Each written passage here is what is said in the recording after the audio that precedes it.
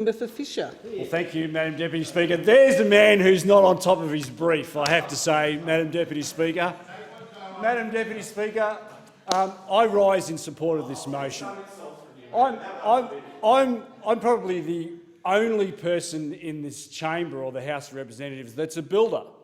I spent 30 years in the building industry, both as a construction lawyer and also as an actual builder, hands-on builder.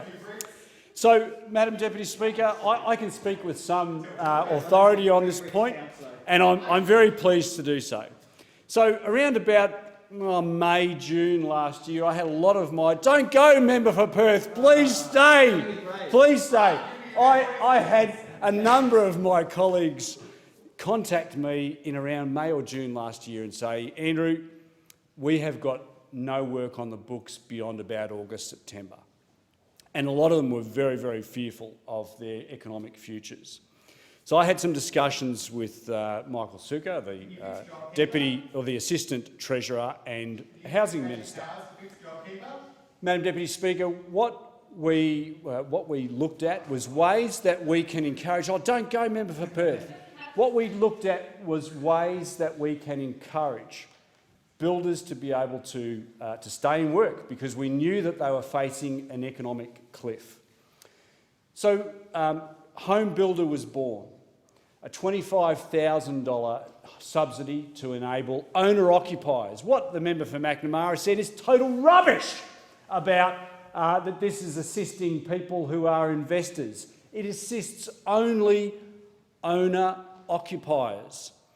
And what it does is it helps owner-occupiers to build their home. Doesn't have to be their first home, but what we are seeing is the largest increase in owner-occupier first homeowners, the numbers of people buying and building their first homes since 2009. So for those opposite to say that this isn't assisting first home buyers or that it's assisting investors is fundamentally false. That's why I said the member for McNamara is not on top of his brief. Now, when we first launched HomeBuilder, we had the Shadow Treasurer in question time saying, "This will never work.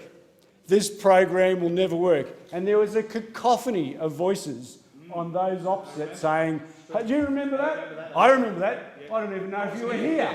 But there was a cacophony of voices on the other side saying, "This program will never work." Well, Madam Deputy Speaker, it is working, and it is working brilliantly. Now, I know that those opposite don't give a tinker's cuss about the residential sector, because they're all involved, they're all with their union mates at the CFMEU. All they care about is the unions and the industrial and commercial sector. But the building industry represents about 5% of our GDP. 5% of our GDP. It employs over 1 million Australians.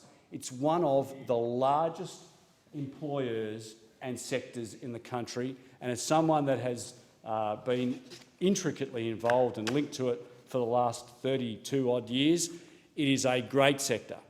Despite the CFMEU, it is a great sector. And Madam Deputy Speaker, what this is doing is HomeBuilder is not just helping people to buy their homes, it's helping people stay in jobs. Now, I would have thought that those opposite would have been interested in job creation, particularly in what we would once call the blue-collar sector, the trades.